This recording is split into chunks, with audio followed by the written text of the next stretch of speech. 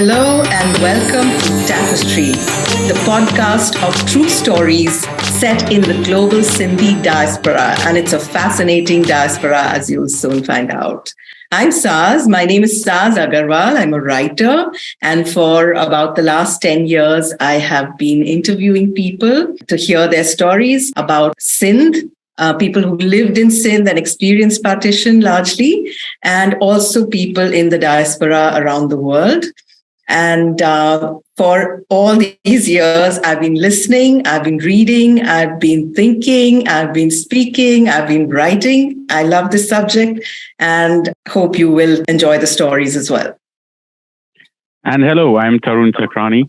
So I'm based out in the UK, and I'm one of the Sindhi diaspora that we can actually talk about. But my roots and my origins are from India originally. I've been out of the country for about 20 years, but kind of like Saaz here, I don't write about Sindhis. I have the odd blog or blurb here or there, but I've been more of an avid reader of what Saaz has to write, and that's where we came together in many ways, and we'll talk about some of that as well.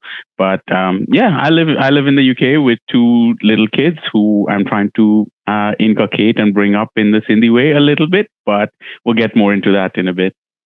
So what gave you the idea that we should do this? Yeah, thanks, Saaz. Look, as I said, I've been out of the country for about 20 years, and I had a brief stint after my time in the US, where I went back to India, and by then, two of my grandparents had already passed away, and it was two remaining granddads. And my grandparents had migrated from what is now Sindh in Pakistan, and they had taken different routes to make their way to India. So my maternal side of my family had routed through Colombo and then come back into India, whereas my paternal side did the trek via ship or boat. I don't even know actually to Bombay, and and then they settled in Pune for a bit, but back in Bombay and again. So I didn't know enough about them, and I didn't know where we came from, how things had happened. As you said, it's a very interesting story. And then I also happened to, coincidentally in 2010 come across your book, Stories from a Vanished Homeland. Yeah, and I do remember you coming to visit when you came to Pune to see your grandfather. And that was the first time we met, which was a really long time ago. And since then, of course, I followed your blogs. I read the stuff you wrote. And when I got the idea of doing a collection, an anthology of essays on the Sindhi identity, you were, of course, one of the people I asked, and very kindly contributed something really special. And I was wondering whether we could start by you telling us about your taxi driver story in New York. Yeah, that's actually one of the stories I talk about in Tapestry. And by the way, if you haven't read the book or picked it up, I would recommend it because there are 60 odd really interesting and insightful stories with very different perspectives. So thanks to the work Saaz did during the COVID lockdown, it brought all of this together, and there's some really amazing stuff in there that I would highly recommend you pick up and read. Yeah, anyone who's listening to this podcast, you're going to hear the word tapestry quite a lot because there's a lot in that book, and we'll be telling you stuff about the things that we learned from it and about some of the very lovely essays, including Tarun's, of course. Yeah, thank you. And so back in the US, I used to work in banking, and there were many late nights going home, 2 a.m., 3 a.m., and I'd take a cab back home. On one of my cab rides back, it's late, you're probably like half asleep, trying to just get back to bed and, plan for the next day. And I hear in the front, in my cab driver say something like, "Kya aayo?" And it's like, at 2 a.m., am I imagining things? Am I dreaming? Am I hearing the right words? And he repeats, he's like, "Kya aayo?" And I was like, and I respond back in Sindhi because that is also my natural instinct, right? Like, "Ma theek aaya, tahin kya aayo?" And I heard him pause for a second. So for those of you that don't know, "Kya aayo" means "how are you?" And the response I gave was, "I'm fine, thank you. How are you?" And I think he was as shocked as I was. Like, who is this guy talking to me at 2 a.m. in Sindhi? And so he cut his phone call, and he in Sindhi he told the other person at the other end, "I'll call you back, and just give me a few minutes." And he's like, "Did you just respond to me in Sindhi?" I said, "Yeah." "Did you? Were you asking me?" He's like, "No, I was on the phone." And we got talking, and he talked about, he was a Sindhi from currently Pakistan, and he was talking back to his family in Pakistan at the moment. And so we got into the history and stuff, and I told him how my grandparents were from Sindhi, and I spoke Sindhi at home, and he's like, "That's amazing. I've rarely ever encountered Sindhis, and it's amazing to see that kept the language alive and are proud of it." And he went on. He was so warm and effusive, and he was like, "When I go back to Pakistan, I'm going to invite you. You must come. You must bring your family to visit." So it was all of that, and it was at that instant that I started realizing, I know nothing about my family. I don't know where they've come from. And again, as I said, coincidentally, that was the time your book came into my hands, and I started reading about it. So I was like, when I go back to India, I'm going to set up a meeting with Saaz to try and get more out of her and see what she's, found. And then I'm also going to dig in with my grandparents, at least my two granddads, and get their stories, because there's nothing there. So I don't know what to tell my future generations if they ever ask. So that's where the interest came out. And then, as you said, Saaz, we'll get into Tapestry a bit. In 2020, you put this bit together, which brought all the history. But there were some very interesting and insightful stories. And I think in all your research, I'm sure you must have come across some very interesting stories and people you've seen or heard about. Yeah, but you know what I wanted to say? I will tell you a lot of stuff that, I've come across really fascinating things. But in India, you see Sindhis everywhere. There are lots, everybody knows Sindhis, and nobody really thinks that they came from somewhere else, because they're generally really well integrated. Of course, today, 75 years have passed, and there's no reason for the community not to be well integrated. But this is an old story. And the thing is that after partition, they were displaced, they were homeless, but they began to adapt really fast. And the main story that we see here in India is the story of that adapting to the displacement and the various things that go with that. Which is why I find your story of the taxi driver so fascinating, because most of us in India just have no concept at all that there is this other huge population that are still living in that ancestral homeland, and the connections in terms of culture, in terms of language, in terms of huge emotional the feeling of belonging. It is such a tremendous thing. I remember the first time I visited Sindh, and when was that? That was actually in 2013 in February. Okay. I'd just written a book. I wrote the book Sindh, Stories from a Vanished Homeland. And that book I actually started writing with not knowing what was going to happen. I was writing a story, working with my mother on her memories of childhood. She was 13 years old when partition took place.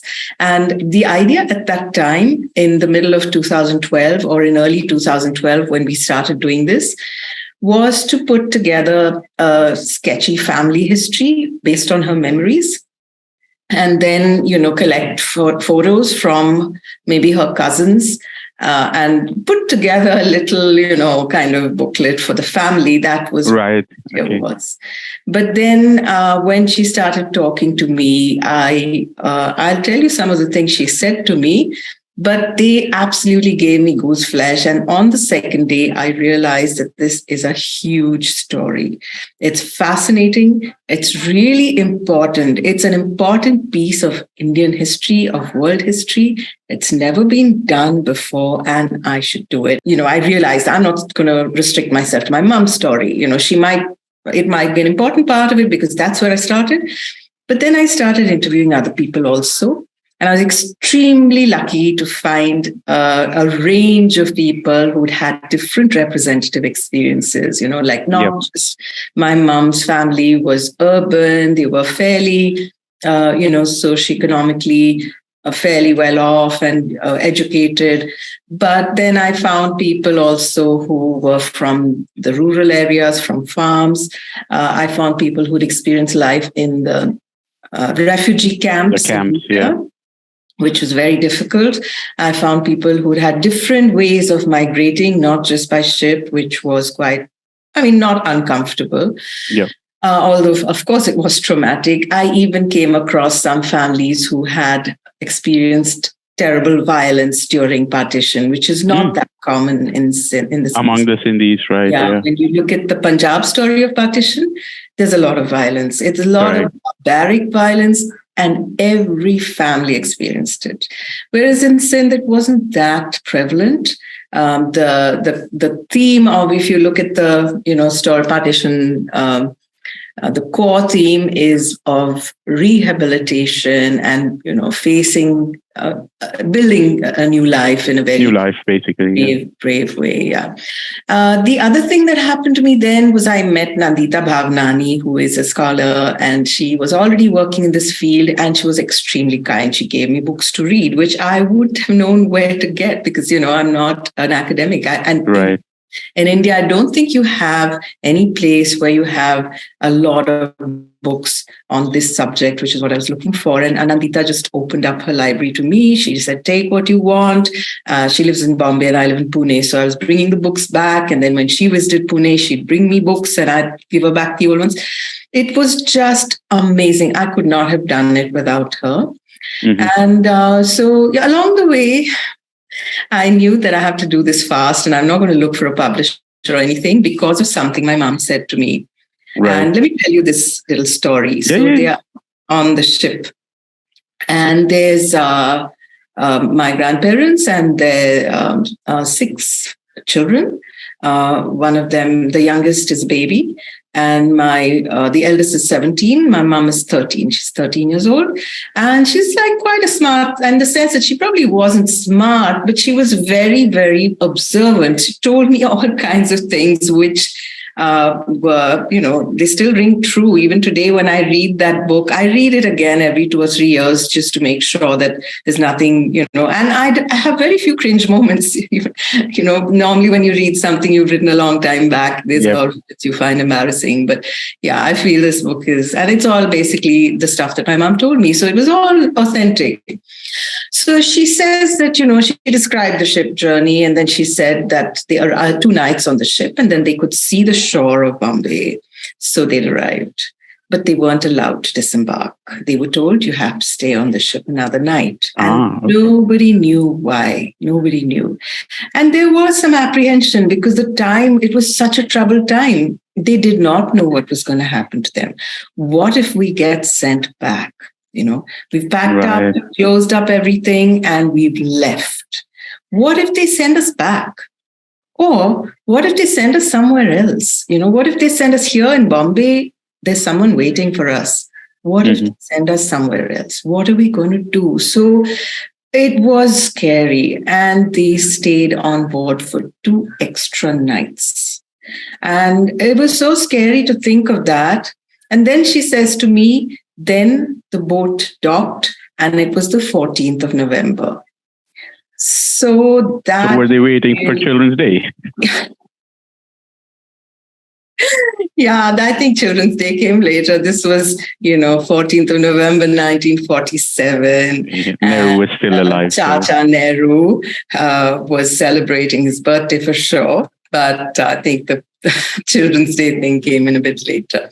But the fact that she remembered the date really blew my mind. And the 14th of November was like about 2 or 3 months away when I heard this. And I said, okay, I'm going to do this book. And it'll be launched on the 14th of November. And I'm going to call all my mom's cousins, all her siblings, everyone, all these cousins who she's been telling me about, whom I've never met. Really? Yeah, they were so close in Sindh. They were just part of the same family. But after partition, they were scattered. Everybody led their own Right. Okay. lives. And yeah, when they met, there was a lot of affection and, that family attachment was there. Those feelings remained. But there was not really much. I mean, I had not, my brother and I were boarding school, right? So we Right. didn't Okay. know much, we didn't You have didn't much you contact with didn't see the the family. family. Yeah. We lived in another place, many of them were in Bombay and we lived in another place. So we'd visit once. We'd spend a month with my nana nani. And it was a Yeah. fabulous month because it was really nice. It was lovely. You know what it's like living in. Sure. Grandparents are the best to visit. Yeah, and cousins, and so that we really enjoyed. But we didn't know. I mean, some of them, like my mom's best friend and cousin. Okay, there were two brothers married to two sisters, which is also quite common among Sindhi families, the big families. So two brothers marry two sisters. So my mom's cousin Laji, I'd heard the name so often. I don't think I'd ever met her, or maybe, she may have seen me when I was a baby or something. But anyway, they all came. And we had this big bash not big bash, but a medium-sized, smallish bash at the Yacht Club in Bombay on the 14th of November. And a few of my friends were there as well. And then we were so lucky that the book got picked up by the Oxford University Press in Pakistan. Right. Okay. And we Wow. were Okay. to launch it at the Karachi Literature Festival in February 2013, which is a few months later. So that's how we first went to Sindh. Okay. So that's the thing where for us, so I'm not from a Sindhi, I didn't grow up listening to Sindhi being spoken at home. Yep. Except in my grandparents' home. My grandmother would speak to us in Hindi. My grandfather would speak to us in English. But they spoke to each other. Why do you think that is? Was it a case of we don't want the language to proliferate, like we don't want many people to know it, or are we ashamed of it, or would we rather just assimilate with what other people are speaking? I always got the feeling, and I now that I think about it, like it was spoken within the environment, home environment, but we never went outside and spoke the language. And that's why, like, I'm one of the few people in my family of my generation that can speak. And after me, I don't think anyone will be speaking. No, you're so lucky, Tarun. You have no idea how many people say to me, "Oh, I wish I had taken the trouble to learn when I had a chance. Oh, I wish I had taught my children or insisted that they learn." So you're truly blessed that you have the language. It's a special language. Why they didn't speak, one can only conjecture. But for me, it's a very emotional thing. I mean, the reason is an emotional one, because partly, yes, parents wanted to give their children a better chance in the new world where Sindhi was an unknown language, Correct. A peculiar language, which sounds that nobody had ever heard. And that's one reason. But if I'm looking at our family, where my grandmom was talking to me in English, and my grandfather talking to me, and they're talking to each other in Sindhi, but and they're talking to their children who were born in Sindhi. Correct. Yeah. I think that it's more about, you're never going to understand. You're never going to understand where we come from, what we lost. Right. That's the way I see it. I know it's sounds a little dramatic, but that's the way I see it. They didn't speak to us because they believed that we just couldn't understand. We'd never shown any interest. We never asked them anything. So they just, kept it to themselves. And was it also a case of not wanting to relive everything they've been through? Was possibly, it too painful to bring all of that up? Or what they'd lost, putting the loss and the trauma aside, that could be it as well.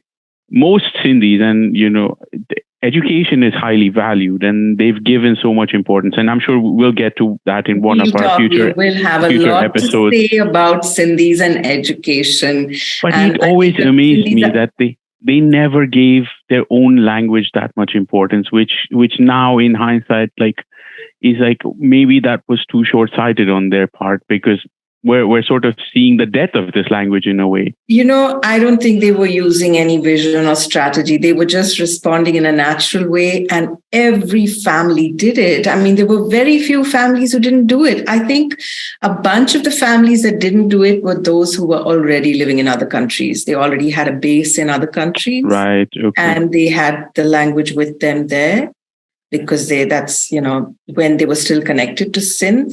They had their trade outposts in ports around the world. Correct. And it was another topic we'll cover, I'm sure. Before partition. And we're going to definitely cover this in at least one or maybe two podcasts. It's something everybody knew about in Sindh, in Hyderabad, because there was money coming in from all around the world.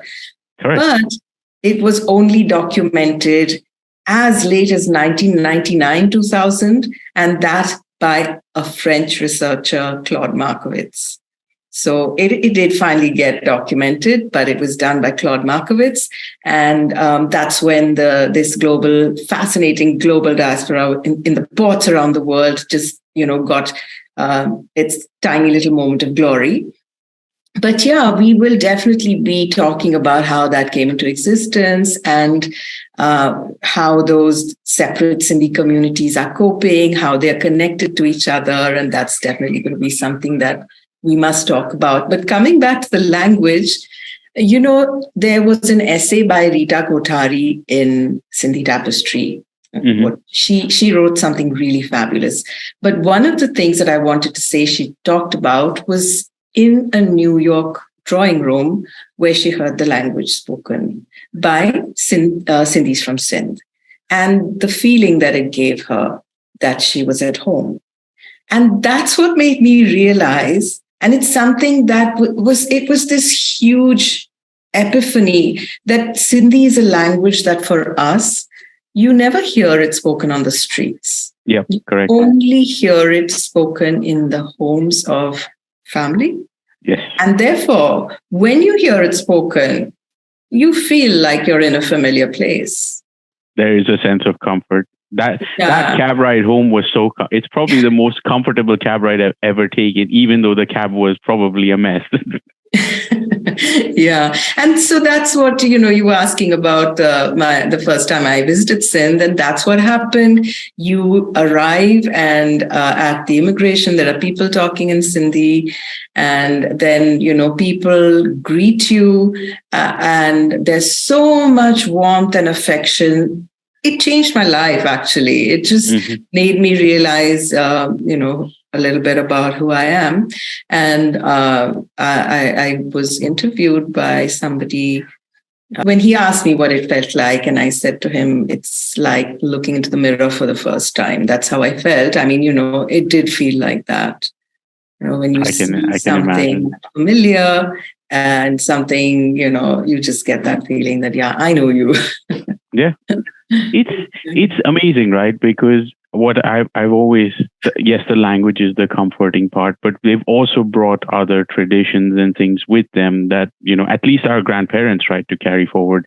The kind of food we cooked at home, the little bits of key phrases and the mannerisms that they probably had back home there that they tried to implement here. So there was all of that. And then I wrote about this a little bit, the lifestyle, right? Like live life king size, the famous Johnny Walker. Because I always remember, my grandparents hosting big parties, welcoming their extended families, and, beyond the extended families, we didn't have a big flat by any means, but in that flat, there at times would be 50 people, and you didn't even know who they were. But I always remember my granddad saying, we came from nothing. We had nothing. Today we have everything. I'd love to share it with as many people as I can. And I'll just tell you another anecdote that I had in London. Of all the places, on my dentist chair, I think, again, I wrote about this in Tapestry as well, but on the dentist chair, the dentist, she's Eastern European. I think she was from Romania or Bulgaria or something. And she tells me, she's like, your name is very interesting. Are you Sindhi by any means? And I said, yes, I actually am. I'm surprised you know. She said, yeah, the A and I last bit. So my last name is Sakhrani. So she's like, I got that. And, it's interesting to see that you're here in London. And I know so many Sindhis here. I'm not surprised you know Sindhis in London because it's almost full of them. And she's like, oh, but I know them. Why? Because they throw the best parties ever and they have the most whiskey ever. And, they really know how to live their life. And I think that's the part that, resonated with me, that, okay, the language and the culture, but also just this mannerism of just living life to the fullest was prevalent. And so many people have benefited and know about it. Yeah, that's so cool. That's really a very positive representation of the community, And I think it also showed that they were able to assimilate. And, as you said, the diaspora had been around for a long time and they were able to assimilate and, mingle and sort of befriend all these other communities and welcome them into their homes way before, it was common to travel or live in different parts of the world. I think I read an article. I was going to say, I think because partly Sindh has been the crossroads of trade with a lot of people from different parts of the world passing through. So that exposure to global communities was there since historic times. Yeah. But yeah, carry on, you were saying. And the point you mentioned, the money coming back into Hyderabad from different parts of the world, right? Like, I think a few days ago there was an article in one of the Indian papers talking about $100 billion of remittances coming into India the first time ever. I was like, you don't know anything about it. The Sindhis have been doing it for more than hundreds of years probably. Because I did come across the Claude's work previously where he talked about, all these traders sending money back or bringing the money back and things. So it was interesting to read that in a way history has come, full circle, but the Sindhis have been doing this for ages. Yeah, really. It's sad that the Indian economy after independence didn't take more note of, the Sindhi experience of global business, because that might have been better for the economy. The way we grew.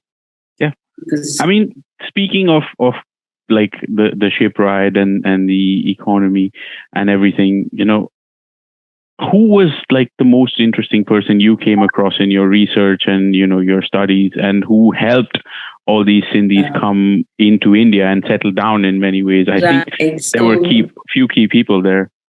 The most fascinating person I came across in my research is Bhai Pratap. And he kind of fits whatever you wanted me to talk about, somebody who did all this, and he kind of fits all that. Oddly enough, I had heard the name Bhai Pratap ever since I was quite young because he was a friend of my grandfather's. I had no idea of the stature of this man, but I just assumed that he was my grandfather's friend. And when my mom told me about how he had helped her family resettle, because they left Sindh and they came to Bombay with nothing, but not nothing because my grandfather had a job with Bhai Pratap. So they knew they were going down. He was a lawyer and he'd been a fairly prominent lawyer in Sindh. And in fact, that's one of the things that fascinated me about my mom's story, because she remembered some of his high profile cases. And, oh, wow. Okay. Yeah. That made me think about so Jethmalani was following famous footsteps. In fact, they probably knew each other because of course they knew each other. There's no probably about that. Jethmalani was younger than my grandfather. But then, he my grandfather was already in his 40s, he must be in early 40s when partition took place, whereas Jethmalani was still in his 20s. But it was Jethmalani who fought some really important cases for the Sindhi community. He was a young and upcoming lawyer. And after partition, there were some cases which he fought. And this is going to be something that we'll be talking about in future podcasts, because, when we talk about how the refugees were so-called refugees. I mean, when you use the word refugee, you're actually talking about a stateless person, right? Yep, correct. Whereas Sindhis were in their own country. They were in a country that they had given so much to in so many different ways, including in their contribution to the freedom movement. Yep. So it's totally, really unfair to call them refugees at all. But yeah, at some point when we talk about what happened to them as refugees, Ram Jethmalani is definitely part of it. Again, when we talk about the language, just now we were talking about how the language died away because families didn't use it. In fact, the state had a big role to play there as well, because when the Indian Constitution was written, Sindhi was not an initially, Indian. yeah, correct. Yeah, so there again, when we do our podcast, which focuses more on language, we can talk about Ram Jethmalani's contribution and how it's so bizarre. They didn't put the language, but they kept Punjab, Sindh, Gujarat, Maratha in the national anthem, which is really bizarre. I find that whole, there was a complete disconnect between the two sides of it. I know one was composed by it's a poem by Tagore. So what you're going to do? Are you going to censor it? In fact, I feel I was at the Bangalore Lit Fest recently, and talking about my new book, Losing Home, Finding Home. And I was being interviewed by Senthil Chengalvarayan, who is a very well-known TV anchor in India. He was one of the first and the most famous TV anchor. And we had a really fab session. It was totally ad hoc, very organic, a lot of audience participation and, very relaxed. Right. And somebody made this point. He said, I don't think Sindh should be in the national anthem. And he said that he was somebody senior in the army. We didn't get who exactly he was, but he said, I had a subordinate who said, no, we have to. We are Sindhis and we are part of India and we've contributed and we have to be. But, my response to that would be like this. Just think about who you are and where you come from. You have your native place, right? Correct. So you have your native place, and one day that native place is no longer a part of your country. It's taken over by another country and you have to leave. Now, are you going to still be from that place or not? Anyone who thinks about their ancestral home, for most of them, they have access to it. For most of them, it's part of the country. But what happens if that's taken away from you? Are you ever going to say that's not my home anymore? No. So, it's a very strong thing to put yourself in somebody's place and understand what happened before you say, let's take Sindh out of the national anthem. I'm saying that, people say that Sindhis contributed so much. They contributed before partition. They contributed to the freedom movement. They contributed to the economy of India. And after partition, they did tremendous contributions in so many different sectors. But that's not the only reason. The reason is that the land is still their homeland. Nothing can take that away. Correct. The Sindhi comes from Sindh, so you can't really take that away anyway. Yeah, and then people also say that the word India itself comes from the Sindhu River. Yes, right? Correct. So, that's something which Sindhis like to think about and feel like, we are actually really important to this country because we come from the land of the Sindhu, and that's what India is all about. Yeah. So let's go back to one thing you've repeated a few times. It's like the contribution of Sindhis to, to the freedom movement, to, post-freedom and post-partition India and everything else in between. As students who grew up in sort of, post-independence India, never really ever saw any real contributions of Sindhis. Bhai Pratap is one name you mentioned. But nobody's ever heard of him. Never came up in history. Nobody's heard of him. The biggest achievement that he made, which is Kandla Port, which is a free trade zone, which is something he understood because he was a global businessman. In the mid-1960s, he introduced a free trade zone, the first in, I think it's the first in Asia, if I'm not mistaken, but definitely the first in our area of the world. Nobody ever gives him the credit for doing that, although it actually was him. If you look if you look at, there's no public document pertaining to Kandla Port which has the name of this person who actually envisioned it. He's the person who brought in the engineers who built it. Which is incredible, right? And I think it's one of the biggest ports in the world today. So the fact that he did that, the fact that, as you said, he helped so many families, including your own family, to settle in. A lot more than that. We can talk about the city that he built. I mean, it's usually kings who built cities. He was an ordinary citizen. He built a city. So we will definitely talk more about that. But about Sindhi's contribution to India, I think...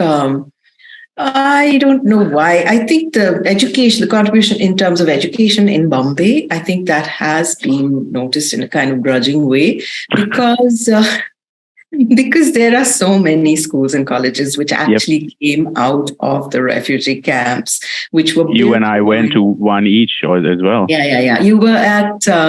HR. I was at Jai Hind. Yep. Yeah. So these are colleges that came out of... the refugee camps. They were built by the refugees. And they are among the the best known colleges in Bombay. So, but they were not built for the Sindhis. They were built for everyone. And everyone had an equal right to them.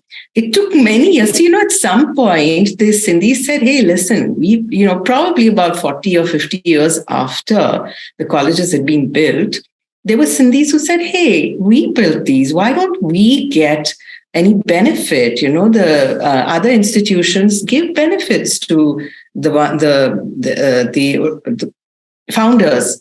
Yep. So there was this gentleman called Nari Gurshahani, who I never knew him. I've only heard this story about how he campaigned for years and years and years. He campaigned to get a Sindhi minority status for these institutions.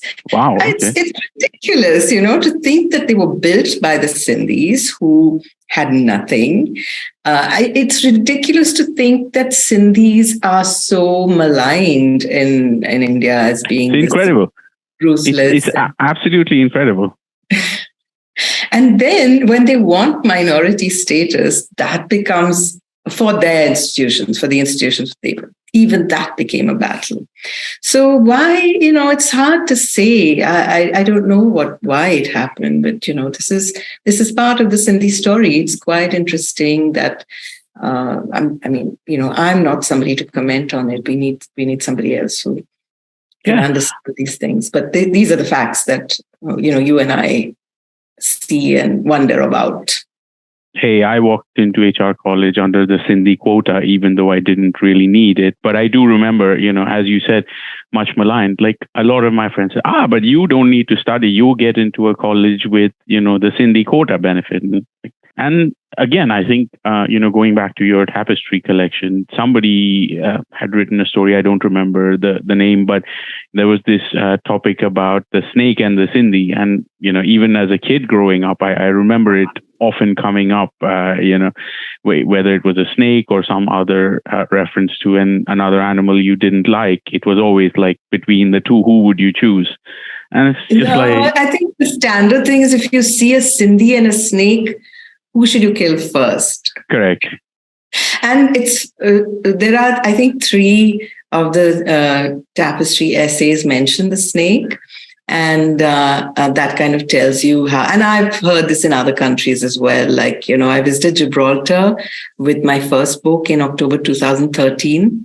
Mm-hmm. And it was really fabulous to see that street with Sindhi shops, which first started coming up in 1860. Have you been there? No, I haven't, but I've heard of it. Yeah. And Pohumal, 1860. So I gave a talk, and there were about 80 people in the audience. And this gentleman, at the end of it, when we were chatting, he got up and he said, I want to tell you something. And he said, when I was young, I thought all Indians were Sindhi. So everybody laughed. But then, it's true, because in Gibraltar, when he was a child, all the Indians were Sindhi. Everyone was a Sindhi, yeah. So then, but then Gibraltar's a British territory. So, correct. Then he says, well, then I went to uni in London, and there I met Indians from other places. I met Indians from Maharashtra, I met Indians from Gujarat, from Delhi. And then they said to me, oh, you're a Sindhi. When you see a Sindhi or a snake, who should you kill first?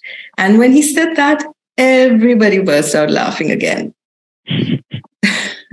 It's fairly common. I think most Sindhis have grown up with that story or that reference of some kind with them. But again, it shows that even probably as late as the 80s, this vision or this thing existed in society, whether in hidden undertones or not so hidden undertones, that maybe Sindhis are not that welcome here, or they're too successful for their own good in many ways.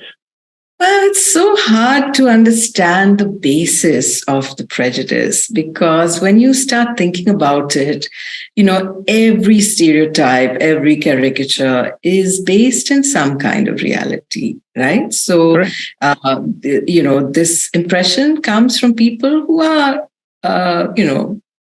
the kind of people who you want to stay away from.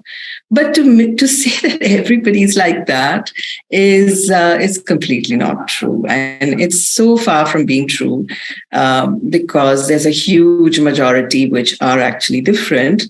Mm-hmm. I know when I was a kid, I wasn't that happy with this being, even though it was only half Sindhi, because of the reputation. If you're a Sindhi, then people kind of look at you askance. Yes. Then when I started when I started thinking about it, I realized I had my own grandparents, and they were exactly the opposite. If you think that Sindhis are like loud, flashy, scheming, overweight, they were just the opposite. They were exactly the opposite. All these 4 points. There may be more. So, but that didn't convince me, right? I knew them. I knew they were Sindhi. But I still thought that, everybody thinks Sindhis are like this, so Sindhi must be like that. I don't know how these impressions are formed. And I have to tell you another thing. I met Father Rudy Heredia, who's a professor at St. Xavier's College, after I wrote my first book, and he'd read it. So, I wanted to ask him a few things, and we were just chatting, and I said to him, Sindhi and the snake. And he was like, yeah, when I was a kid, it used to be, if you see a Brahmin or a snake, who should you kill? Anyway, but it's all right. I think Sindhis have grown up and they've become a resilient bunch thanks to everything they've seen. But so like I said, they laughed when he said that I thought all Indians were Sindhi, because that's funny. Yep. And then he said that, if you see a Sindhi or a snake, who should you kill? And that they found hilarious as well. So it's fine. We're okay with it. We can deal with it. Yeah. Exactly. Good. So I think it's been an amazing series. I think we're kicking this off. It's been exciting. We've covered so many topics in about an hour, but I know we have so many more to come. We've touched on things we will cover in the coming episodes. People will potentially and probably have. And then, of course, if you're listening into this, if you have other recommendations or thoughts, I think you should send them in to let us know where and who you'd like to listen in on these podcasts, because Saaz probably has this hidden treasure trove of guests that she can bring on that she's seen in her research and time writing. It's actually, I'm so lucky that I've met so many amazing people on this journey. And like I said, Nandita Bhavnani, started it off. And then when you write and you speak, and then people invite you to a conference, you meet other people. And also when you're looking for people to interview, you meet the most fascinating people. So I think that's what happened with Sindhi Tapestry, that book which kind of saved my life during the lockdown. A lot of people's lives.